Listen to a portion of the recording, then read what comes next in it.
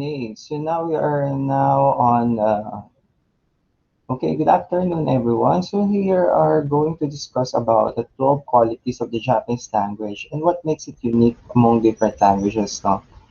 Okay, so let's discuss.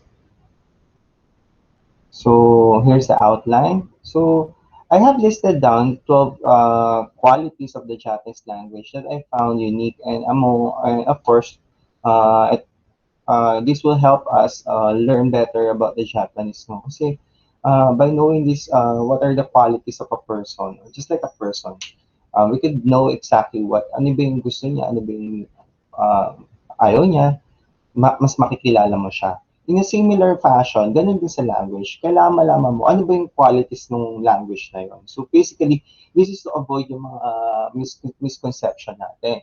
So, di ba, katulad nga ng tao, pag kilala mo siya maigi, mas maiintindihan mo siya. Ganun din po yung language. So kung kilala mo talaga yung language at alam mo yung basic qualities niya, and of course, syempre, pag-aaral natin yung Japanese language, mas madali siya. Okay. So ngayon, ito yung mga outline ko or ito yung mga na-observe ko na qualities ng Japanese language. First is the predicate always comes at the end of the sentence. So palaging sa Japanese language daw, ang pinakadulo niya palaging verb, which is I found very true. Next is the verb has no inflection for gender and qualities. So yan. So yung mga nahihirapan sa subject and verb agreement, yan, good news sa inyo. The verb has only two forms. With respect to time. So we have past and non-past. Okay. Next is, it has a well-developed means for expressing respect or politeness. So Japanese talagang isa sila sa mga pinakamagagalang na tao sa buong mundo. So obvious naman talaga sa language nila makikita niyo siya. And of course, sa Japanese language, no articles, no? Hindi katulad sa English, marami pang mga articles.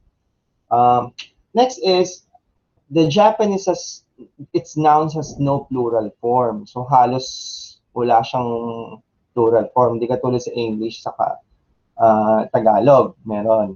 And the grammar is heavily reliant or relies on the Japanese particles. So later, yung discuss natin yung particles. Ito po yung subatomic particles sa physics. Siyempre hindi. Okay, next is there is a tree writing system. So ito, so hindi lang siya pala, tatlo pala writing system niya, no? And the voicing of vowel U or U sound, and the omission of the subject and object in a sentence. Okay, so madalas ko na-observe yan sa mga Japanese speakers natin. And some English word has no direct translation. So struggle talaga si Google Translate kasi ang hirap mag-translate yung ibang words sa Japanese, talagang wala siyang direct meaning sa English. Okay, or vice versa. And Nihongo is a cultural-centric language. So, yeah. So, alamin natin bakit cultural-centric language. Okay. So, let's start now first. So, Japanese, sabi nga natin, Japanese, the first quality of the Japanese language that I observed, and basically marami naman nag-agree nito, is the predicate always comes at the end of the sentence. So, pag sinabing predicate, ano ba yung predicate? Di ba may dalawang kailangan po ang isang sentence para mag-exist? First, ang sentence ay kailangan nyo ng subject. Yung subject, yun ang pinag-uusapan sa sentence. So, tungkol kanino ba ito? So, basically, ito yung sumasagot sa question mo ng who and what. Who, kanino, what, ano. Okay. Next, ang sentence, kailangan niya rin magkaroon ng predicate. Yung predicate, ito rin, parang ito yung nag-describe din sa subject. So, basically, ito yung sumasagot ng how, what, at paano, anong sense ng sentence mo, or ano yung describe na dun sa subject. So basically, you have two, subject and predicate. So sa Japanese daw, ang arrangement daw palagi is yung predicate nasa dulo. And of course, syempre, alam naman natin lahat, yung verb is a one form of predicate siya. So tignan natin yung sa English. Okay, tignan natin. Mr. Argel ate the apple. So, tama naman yung grammar ko. Kasi sa English, ang ating grammar ay the subject plus verb and object. So, ngayon sa English language daw, para mag-exist, kailangan mo ng subject, of course. Ngayon, ano yung predicate mo dyan? Of course, the verb. At kasama na rin po yung object. Kasi yung object tumutulong siya sa verb para maging predicate form. So, Argel ate the apple. So si Argel is subject, yung ating predicate ay yung ate, which is a form of a verb, and of course the apple, which is also part of the predicate. No? So apple, which is the object of the verb. Now, sa Japanese, pag translate ko yung similar sentence ko would be, Argel-san wa Ringo wo tabemas. So, ibig sabihin, Argel-san, Mr. Argel. Ringo, which is apple. Tabemas, which is to eat. So, in English, the translation would be, indirect translation, ha? So, ibig sabihin, tinranslate ko lang, binaba ko lang yung Argel-san, which is Mr. Argel. Ringo would be apple. Tabemas would be eat. So, wrong grammar sa English, no? So, parang pag in English mo siya, sagwang pakinggan. Mr. Argel, apple 8. Mr. Argel, apple 8. So, parang, yun. So, kaya karamihan ng mga Japanese medyo nahihirapan sila sa pagsasalita ng English because yung kanilang difference in sentence structure. Kasi sa Japanese, ang sentence structure nila ay, okay, yung formula nila or parang nire-reduce kasi nila yung sentence nila into a formula. So, sa kanila, ang sentence structure nila would be subject, object, verb. Sa English, again, balikan natin. Ano yung sentence structure sa English? Ang sentence structure po sa English would be yan, subject, verb, object. So, SVO. Sa Japanese, ay SOV. So, malayo, no? So, nakita natin na talagang dulo talaga niya is predicate. And most particularly, verb. So, lahat ng dulo po ng Japanese sentence ay verb. So, pwede yung pagpalit-palitin na yung ibang parts ng sentence, pero basta ang dulo niya is verb. So, ang verb natin, normally express siya in a form of mass form, tabemas, or des. Des is a verb. Okay? So, tatandaan po natin yan pag nag-aaral na po tayo. So, una natin mga lessons, gagamit tayo ng des. Tapos, sa lesson 4, doon na po tayo mag-umpisa, magkaroon ng mass form of the verb. So, yun po muna para dahan-dahan natin matutunan siya. Basta ang pinakatatandaan po muna natin ay yung predicate or particularly the verb is at the end of the sentence. Okay? So, ganyan po yung arrangement niya. Yan. Next, the verb has no inflection for gender equalities kasi hindi siya katulad ng ibang language, no? Sa Pilipino, sa kasi English, wala naman tayong gender bias sa verb natin. Pero sa Pilipino, meron tayong, Filipino, I think wala rin tayong subject-verb agreement dun sa ating mga verbs. Sa English, meron. Kaya medyo nahihirapan tayo mga Pilipino pagdating sa subject-verb agreement kasi yung ating natural language, which is Filipino, has no subject-verb agreement. I believe so, ha? Kasi hindi naman ako Filipino teacher. So, tingnan natin yan. Sa Japanese, huwag kayong mag-alala, wala na tayong subject-verb agreement kasi in the first place, wala, bibihira ang plural form ng Japanese noun. At the sense, yung po nag-uusap kayo regarding the qualities, talagang specific number yung sinasabi. Okay. For this sense, sa English yan. So, dito tayo hirap, no? Subject-verb agreement, yan. One dog is sitting on the grass. Two dogs are sitting on the grass.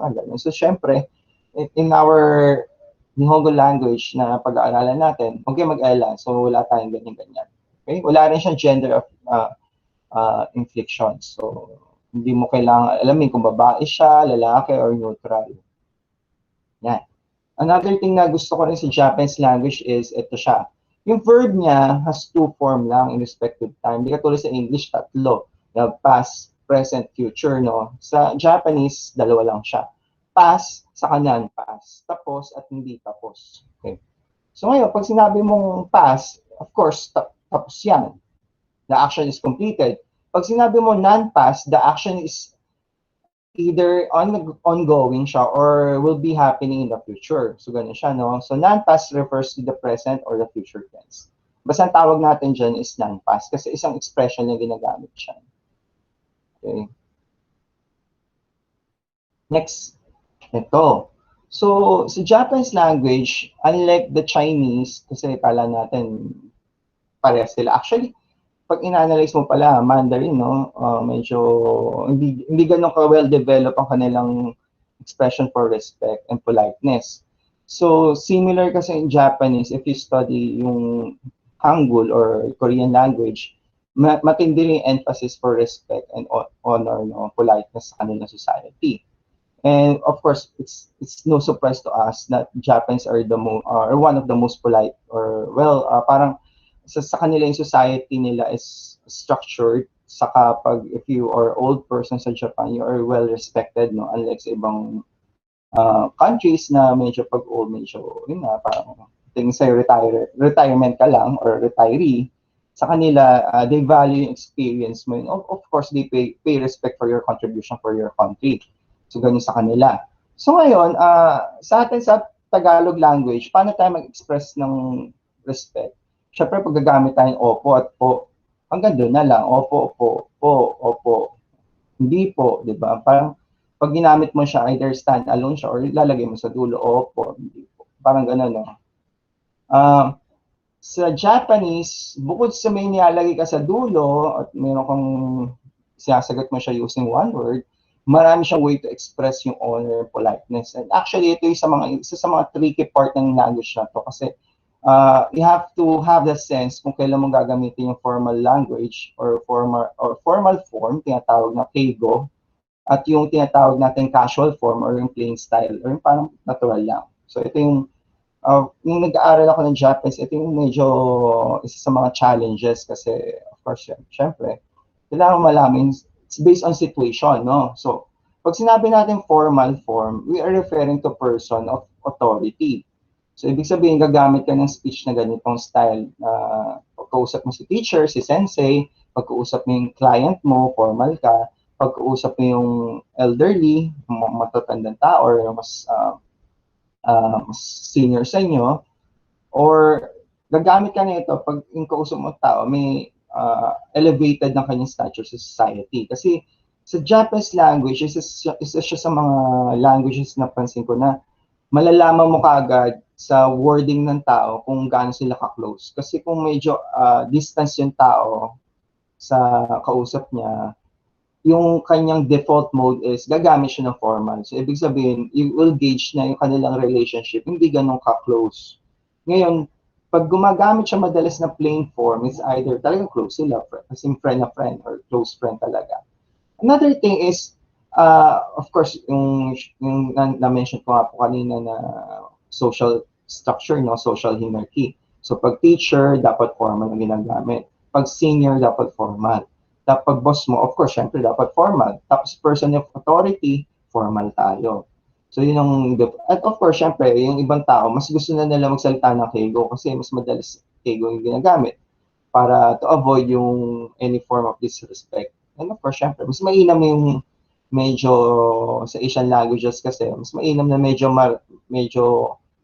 more tayo sa respect. So without surprise, yung first lessons natin, it's lesson 1 to lesson 12, gagamit tayo mostly ng keigo or formal form. Para, syempre, if you have, may kliyente tayo or meron kayong kausap sa hotel, sa early na Japanese, hindi rude kasi syempre ang client natin, so they are in the position of higher stature compared to us. Kasi, di ba, tayo mga tagapaglingkod, sila yung ating mga honored guests or okyakusama, yung tinatawag.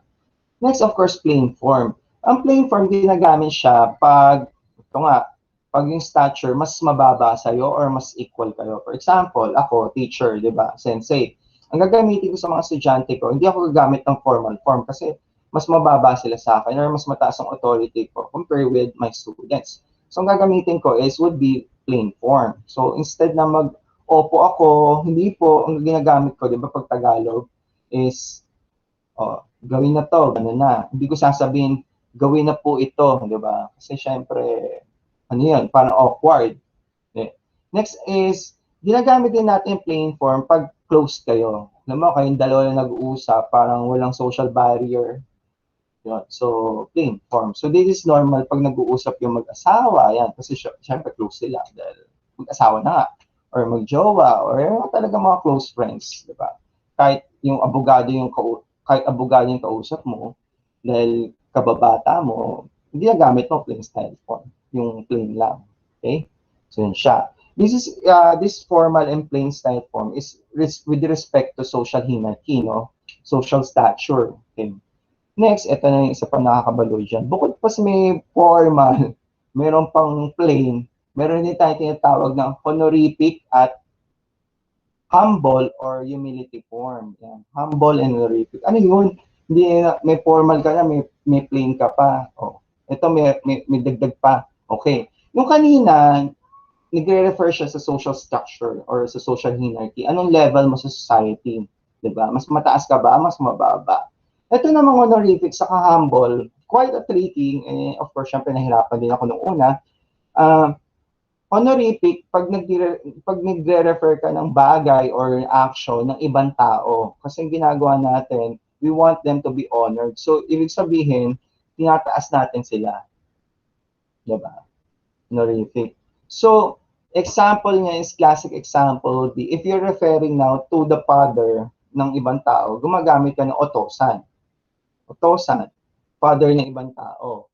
Ngayon, pag nagre-refer ka sa father mo, mismo father mo, hindi otosan ang gamit mo kasi that's polite. Diba? Ang gamit mo is chichi. Watashi no chichi. Diba? So, my father. So, bakit iba yung words? Kasi pag gumamit ka ng chichi, ito yung otosan niya. So, tinataas mo siya. Yung chichi, hinahumble mo yung sarili mo. So, ibig sabihin, binababa mo yung sarili mo para tumaas yung ibang tao. Ganon. So, may ganun silang way of expressing respect. No? So, dito rin, makikita mo kung ano yung dinidescribe niya. Dinidescribe niya ba yung sarili niya? Kasi kung dinidescribe niya yung sarili niya, he will be using humble form. Pag dinidescribe niya ibang tao, he will be using the honorific form. So, ganun po yun. So, another trick rin dito, medyo isa sa mga challenge noon nung nag-aaral ako is how to use yung title. Kasi syempre sa Japan, you have to use san, di ba? Mr. ganyan. Nakamura-san, Mr. So, pag ibang tao, you have to use san, yung mga titles. Pero pag ikaw, you're referring to yourself, you don't use title kasi nga, you're humbling yourself. So, hindi ko pwedeng sabihin na, watashi wa arjel san desu. That's wrong because I have to humble myself. I would mention, or I would say, watashi wa arjel desu. Okay, ibig sabihin, less significant ako kaysa sa kausap ko. Or, mas mababa or binababa ko yung value ko kaysa sa kausap ko para sila tumaas, gano'n. So may ganun sila mga ano dito, mga drama sa language nila, no, or mga expression. So I find it very nice. And of course, syempre, para sa Pilipino, medyo tricky to, pero napag-aaralan naman yan kasi wala tayong ganung formal structure ng language natin. Next, ito na, isa sa mga good news to. There is no article in Japanese language. So, article, I refer, ito po sa English, no, ng the, a, saka an. Tapos, di ba dito pumapasok yung mga counting nouns, non-counting nouns, na never na natin naintindihan. Kasi alam na natin, it sounds good. Kasi tayo, ang grammar natin, di ba sa English, pag binasa mo siya, okay. May kasabihin kasi tayo dati, no, during my aral days, nung nag-aaral na sa college. Paano malalaman, Argel, kung wrong grammar siya o hindi? So, simple lang yan sa English kasi. Pag binasa mo yung English word at medyo sounds baroque or medyo hindi maganda yung tunog, so ibig sabihin wrong grammar yun. So, it works. In most cases, it works. Pero, yun pala, syempre, may formal way of determining yung grammar, no? So, ngayon, ang way is salpak mo sa sa software na mga Grammarly, mga other software para ma-check mo yung grammar. Na isa sa mga problema ko is the use of articles, no? The, a, an. So, ito yung medyo nagpapahirap sa akin. Hanggang ngayon.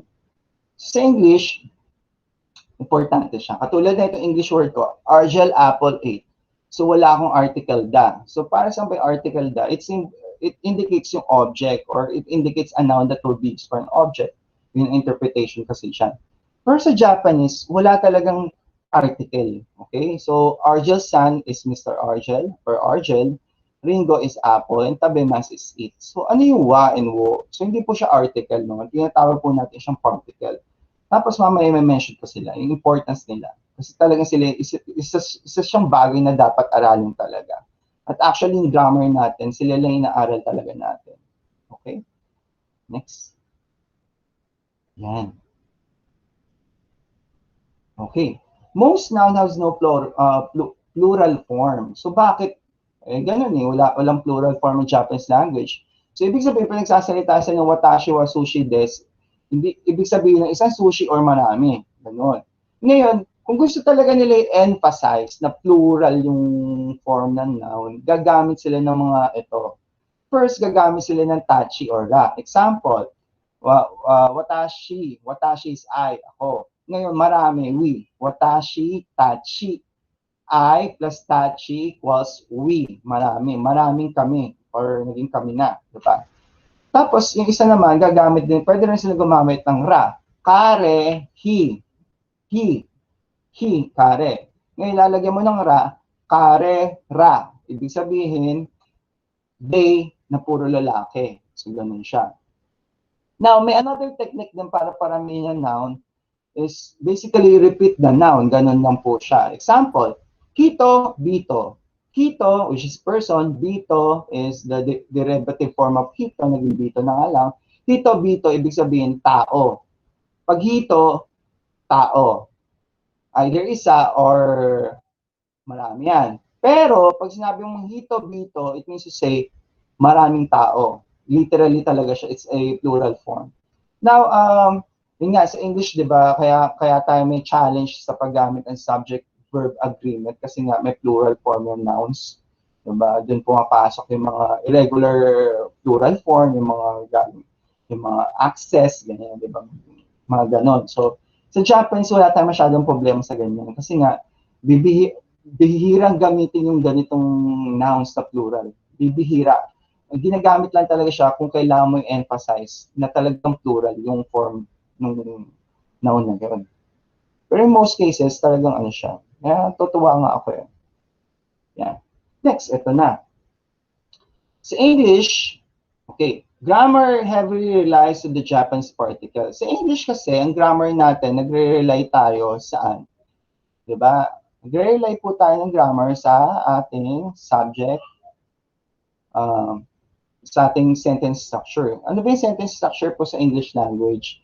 Subject, object, verb, SOV. So, ibig sabihin, pag yung ayos ng mga words within a sentence, di siya tumugma sa sentence structure na ito, subject, object, verb, medyo it sounds wrong. And of course, that's most probable po na grammatical error siya or mistake. Example, sushi Argel the 8. So, sagwang pakinggan again.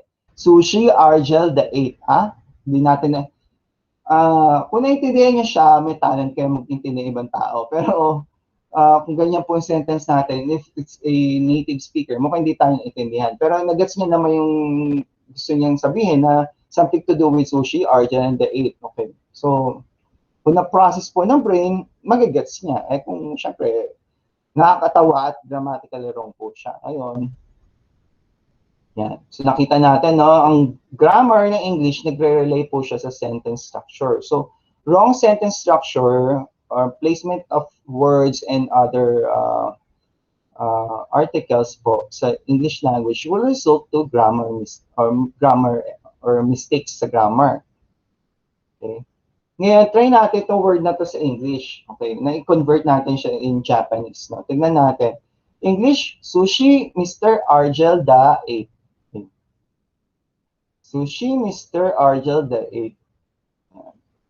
So, ang formula niya, of course, sushi would be the object, Mr. Argel is the subject, 8 is the verb. Again, wala po tayong wala tayong da, kasi da is an article, no? So, wala pong article sa Japanese. So, burado yung da. So, yan. So, ngayon, pag kinonvert natin siya, tignan natin kung ma-convert yan. Pag kinonvert siya, you can literally convert it as in the placement mismo ng mga words na yan. For example, sushi would be the object, sushi, Argel, 8 is tabemas. So, sushi wo Argel san wa tabemas. Sushi wo Argel san wa tabemas. So, it means to say that sushi, Mr. 8. Okay. Sushi, Mr. Argel 8. Sushi, Mr. Argel 8. So, ganun siya.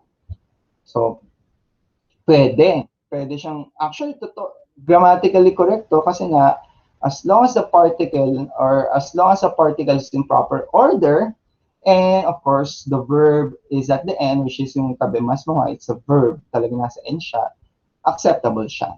Okay. Ngayon, ang Japanese grammar po, hindi po siya nagre-realize sa word order. So kahit anong gawin niyo siya dito, pagbalik-balik ta rin niya yung sushi at Mr. Argel, okay lang yan. Kasi provided that yung verb sa dulo. Kasi nga, di ba, predicate at the end of the sentence siya palagi. Tapos, ang grammar niya, hindi siya nagre-rely nga sa social distancing tuloy. Sa sentence order. Nagre-rely po siya ngayon sa tinatawag nating particle. Ito po yung particle wo at particle wa. Okay. So ito po, hindi po siya yung equivalent sa English ng article, no? Kasi dati nag-aaral ako, akala ko article siya. Hindi po. Yung purpose niya po is to indicate yung relationship ng noun sa sentence. Okay. Yung po yung pinaka-importanting ginagawa niya. And the essence of the heart of the grammar of the Japanese relies on these particles. Kasi kung wala pong particle, di natin malalaman yung relationship ni Argel-san sushi. Diba? Yun. So, importante talaga pong inaaral talaga yung mga particle kasi that is the grammar po sa Japanese. And of course, syempre, kung proper grammar tayo, mas maintindihan tayo ng mga kausap nating Japanese. Yan. So, ngayon, experiment natin. Pagpalit-palitin natin. Okay. Kanina, diba? Yan. Kanina po, diba, gamit natin sushi wo, Argel-san wa, tabemasu. Okay. Ngayon, gagawin natin, pagpalit-palitin natin. Tignan natin kung okay pa rin. Okay. Sushi wa, Argel-san wo, tabemasu. So, nagpalit po ang wo at wa. No? Nagpalit siya. So, ngayon, pag tinranslate, syempre, pag pinagpalit mo, mali yan. Meron ka na. Bakit? Kasi, pag tinranslate mo siya, ganito ang equivalent niya. The sushi ate Mr. Argel. Ha? Ba't ganun? Kasi yung sushi wa, which means to say, that's your topic, that is the subject of the sentence, yung pinag-uusapan sa sentence. Yung wo indicates na ito yung object or ito yung kinain mo. Okay? Or ito yung kakainin. Ito yung nag-i-indicate na tabemas, which is a verb na to eat. Yung wo indicates kung anong object yung kinain. Or anong object yung tinabemas mo, which is to eat. So ngayon, dahil mali po ang placement ng mga particle with its corresponding nouns or corresponding objects or nga, names, medyo ang interpretation po niyan sa English or pag translatement diretso would be the sushi ate Mr. Argel or kinain ng sushi si Mr. Argel. Ganun ang interpretation natin. Ngayon, paano dapat ba or ano ba ang tamang Japanese dyan? Okay. Tamang Japanese would be sino ba yung kumain? Of course, that would be placed after particle wa. Ang kumain ay si Mr. Argel. Argel-san wa, which is yung kumain. Sushi wo, ano yung kinain, which is sushi, ano yung kinain mo. At of course, ano yung ginawa? Tabemas. Argel-san wa, sushi wo, tabemas. Ngayon, pag-aaralan po natin siya, mas marami pang ganito sa lesson 5 and 6 kasi ito po medyo advanced pa po. It's basically introduction to this lesson.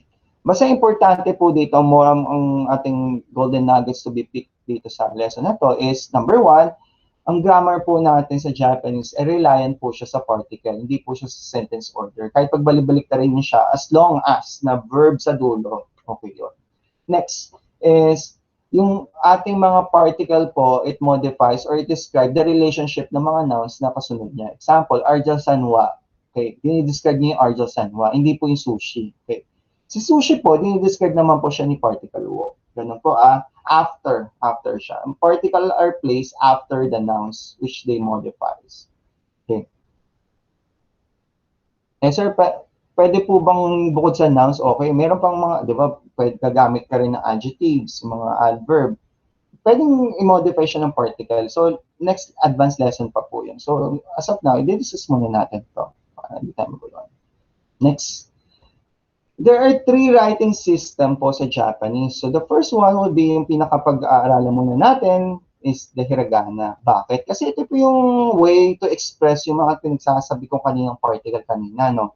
So, kung hindi po natin alam pa paano isulat yung mga particle, problema malaki po yan. Kasi, yun nga, grammar, diba? And of course, syempre, ito lang po yung form na pwede sila mag-express kasi wala pong kanji form or other form yung mga particles natin, kundi hiragana lang.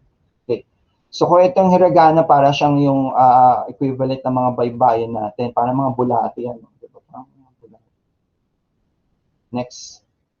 Yan. Next would be the katakana. Katakana naman po is a writing system that is used to write mga loan words. These are words that we borrow or the Japanese language had borrowed from other countries or other culture. Example, yung car, di ba? In English, car.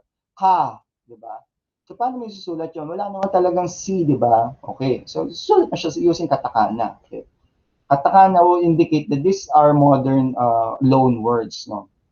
Na binaro natin outside Japan. Ngayon, pag native yung word mo, talagang it exists in Japan at di mo alam yung character niya or kanji niya or Chinese character ng word at native siya, Japanese word talaga siya, you can write that in hiragana. So, yun po, no? So, ngayon, pwede kang mabuhay sa Japan ng using hiragana at katakana. Ito po yung pag-aaralan nating writing system for this semester. Ngayon, next semester po, medyo advanced na kasi importante din po talagang importante malaman po yung kanji. Bakit? Kasi yung kanji po, ito po yung talagang kasama sa sulatin sa Japan. No? So, mga billboards, mga ads, nakasulat siya sa kanji. Bakit? Kasi pag nag-kanji ka, yung meaning ng word nandoon na. It's a picture words siya. Kanji, ibig sabihin Chinese character. So, isang picture, isang word niya, meron siyang literal meaning. Okay? Ngayon, ang meaning na yan, magkukompose siya pag pinagtikit-tikit mo. Or, pwede rin siyang stand-alone. Example, isang character, it describes a certain circumstances or certain object. Okay? So, ngayon, tingnan natin paano siya gagamitin. Yan. So, sa isang Japanese sentence, makikita niyo yung paggamit po ng tatlong system na to, no? So, you have the hiragana in yellow, you have the katakana in white, and you have the kanji in blue. So, ngayon tingnan natin. So, sumisu or sumisu. Bakit nakakatakana? Again, ang katakana po ay for loan or borrowed words. So, kasi English names po siya, so kailangan siya translate or rather i-write sa katakana kasi wala po siyang hiragana equivalent. And of course, that is also helpful for the reader to indicate that these words are not native sa Japan language or Japan culture. So it indicates that this idea or this concept are foreign concept. Ngayon ang pangalan natin dahil Filipino tayo, normally we are writing that using katakana. So hindi po natin siya pwedeng isulat sa hiragana kasi it indicates na native Japanese name siya. So hindi po, no. So katakana ang ginagamit natin. Next. Sanwa, kay hiragana. So yung particle wa po is sinusulat siya as ha, hindi po wa. Yan, nakita niyo po. Okay, yung mga yellow na yan. Yan. Next, of course, the blue, the kanji. So yan. Ito po is kanji, no? So, ang ibig sabihin niya is China. Chugoku. Chugoku. So, ibig sabihin, chu, middle. Koku or Goku is country, so middle country. Or, in its old name, Middle Kingdom. So, ibig sabihin, Middle Kingdom. So, China. Chugoku. So, China. Tapos, ito naman is E. So, ibig sabihin ng E is go. Go. Yun po yung Chinese character to go, umalis, no? So, sumisu san wa chugoku ni ikimashita. So, Mr. Smith have went to China. So, yun po yung ibig sabihin ng sentence na to. So, ngayon, another thing na mapapansin ninyo, parang wala siyang space. At hindi po kayo nagkakamali dyan. Wala talagang space pag nagsusulat ng Hapon or ng Japanese. Dire-diretso lang po siya. So, it's, again, advantage din po talaga kung dahil wala nga po space, is pag nakasulit na katakana, makikita mo, this idea is, the idea of that word is a foreign word, so magkadikit siya. Tapos, this one is hiragana, indicate mo it's in native Japanese, and of course, kanji. So, in this sense, nagkakaroon din siya ng parang spacing, no, by using 3 different system.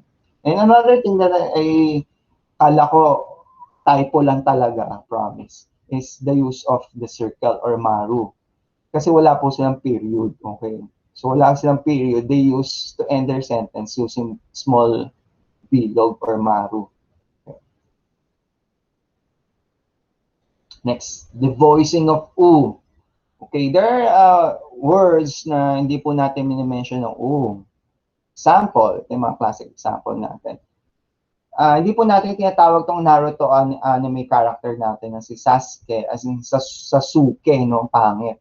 Sasuke, hindi po. Wrong. Sasuke is wrong. So, ang ginagawa po natin is we drop the sound of U. So, nagiging Sasuke, Sasuke, Sasuke. Okay, hindi po Sasuke. Okay, that's wrong. Next, another is, oops. Another is di po natin sinasabi desu. Desu, desu, desu. Watashi wa argel desu. Mali. Okay. Des. Okay, des. Okay, as in the literal des that you have in English. Okay, des. Okay. So bakit? Kasi may devoicing of u. We drop the sound of the u. Okay, so yan po. So pag nagpo-pronounce po tayo ng mga Japanese word, ingat po tayo sa mga u. So may mga u na minsan na-drop talaga siya. Anyway, para malaman natin kung i-drop o hindi, we can also check that using marami naman po mga applications, so apps sa cellphone. So pwede tayong mag-download ng apps sa ating cellphone, or we can use the Google Translate to read the word for us. Naso lang syempre, may limitation tong mga technology, no? Hindi katulad talaga if you're using that in normal conversation with a Japanese person or yung marunong mag-Japanese. Okay, next. Omission of the subject and object in a sentence. Actually, hindi lang naman true for Japanese to. I think that is true for English language as well. For example, so kadalasan dinidelete na natin pag sa ating usapan yung pronoun. Example, uy, ako pupunta mamaya sa Tutuban. Or Tutuban, mamaya andun ako. Diba? Parang ang hirap tanggalin ng pronoun sa Tagalog. Pero sa English, I will go to Tutuban. Tutuban, later I will, Tutuban, I go. Parang gano'n, diba? So, pwede i-drop yung sentence. Paano natin ginagawa? Example, kasi pag na-establish mo na yung tungkol kanina ba yung pinag-uusapan, tungkol ba sa'yo, tungkol sa akin, pwede natin siya i-drop. So, example, yung puro watashi. Watashi wa argel des, watashi wa Philippine Jin des, watashi wa sensei des. So, puro watashi, watashi, watashi, nakakaumay na, no? So, ngayon, pwede natin siya i-drop. Watashi wa argel des, Philippine Jin des, sensei des, diba? So, pwedeng ganun na lang. Kasi alam na natin na yung pronoun or yung sentence is tungkol sa akin. Kaya pwede natin siya i-drop. As well as yung object, no? Yung pinag-uusapan niyo sa object. Kaya di ba pag nagdi-describe tayo using English essays, no? Minsan din natin sinasabi kung ano yung object na dinidescribe mo. Pwede tayong gumamit ng it or other pronouns, or pwedeng hindi na natin siya i-mention at all kung naiintindihan na siya ng ating readers. Okay. Yan. Second to the last is there are some English words that has no direct translation talaga. Talagang nakakahilo siya kapag i-translate mo. Basically, it's a culture. It's a culture dynamics, no? Isang word na misteryo hanggang ngayon is, of course, the use of the word blue. So, pag nag-translate ka ngayon, ano ba yung translation talaga ng blue sa Japanese? Actually, yung translation niya is aoy or blue. Ngayon, aoy na yan is hindi siya blue lang. It's also mean green. Kasi yung green, meron siyang midori. As in, midori is a green word. Ang aoy is also green. Okay. So ngayon, sa Japanese pala, they treat yung blue as a shade of green. Pero hindi sila colorblind, ha. Alam naman nila yung kulay ng blue sa green. Pero yun nga, yung wordings is yung blue is a shade of green. So, kapamilya siya ng green. So ngayon, para, especially if you're working sa fashion industry, talagang color specific siya, no? So of course, they used to use technical jargon. Normally, mga English, diba? Mga tortoise blue, yung sky blue, gano'n. So they use that terminology. They also adapt, no? Tapos, para hindi talaga ma-confuse, for some Japanese speakers, they use midori for green, tapos aoy for blue. Of course, syempre, yun, there's no direct translation. Of course, pag very sensitive kasi, bibili ka ng paint. So, you can also use the borrowed loan word na blue. sa kausap mo sa Japan. To indicate that's color blue. Okay? So dito medyo kailangan malinaw tayo. Yan, last but not the least, Nihongo is a culture-centric language. So ibig sabihin, yung mga words na ginagamit natin, meron siyang ritualistic or cultural or connection or expressions, no? Example is sumimasen. Yung sumimasen is, sa dictionary, marami pong ibig sabihin yan. So the first ibig sabihin ng sumimasen is, excuse me, sumimasen. So ibig sabihin, nag-excuse ka. Pero, yung excuse na yan, or the word sumimasen, pwede mo na siyang gamitin for thank you. Example, sumimasen. So ngayon, kayo ka nagti-thank you. Nagti-thank you ka sa isang tao na strangers na hindi mo kilala, na nag-abot, siguro nahulog mo ng passport or nahulog mong cellphone, inabot sa'yo. So ngayon, paano mo siya papasalamatan in Japanese way? Pwede mo sabihin, arigato gozaimasu, thank you very much. Pero parang hindi siya yung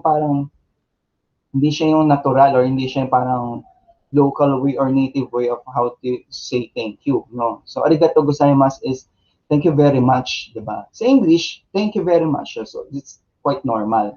Or Tagalog, maraming salamat po. It's normal, no? So ngayon, ang natural na way para magpasalamat sa taong yun would be sumimasen. Sumimasen, sumimasen, di ba? So bakit? Kasi yung sumimasen, bukod sa excuse me, it has a second meaning na thank you very much for extending your help kahit wala kang responsibility to do that. So parang hindi niya obligation na tulungan ka, pero yet tinulungan ka. That's the meaning of sumimasen when we're giving thank you, or sumimasen na thank you version. Okay. So it has a meaning na, uy, maraming salamat kahit hindi mo obligation yan, tinulungan mo pa rin ako. So gano'n. So we don't say na sumimasen sa mga staff kasi they have the obligation to do so. Pero more appropriate po is arigato or thank you. Kasi nga, expected natin, syempre, they will help us. Pero pag di natin expected or wala silang obligation tulungan tayo, gumagamit tayo ng sumimasen. So, ganun siya, no? Okay? So, okay. So, hopefully po, malinaw po tayo sa mga bagay-bagay at kung meron po kayong tanong, huwag po kayo mahiya magtanong, okay? So, libre naman po yan. Okay, so ano sa tingin niyo po, or what do you think are those other qualities of Nihongo na hindi ko po na-mention? So, or baka meron kayong gusto pang itanong or idagdag, maaaring ilagay niyo na lang po sa comment below para maganda ating usapan. At of course, syempre, huwag natin kalimutan mag-comment.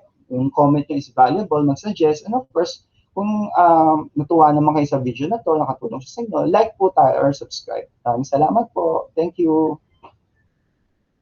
Video des.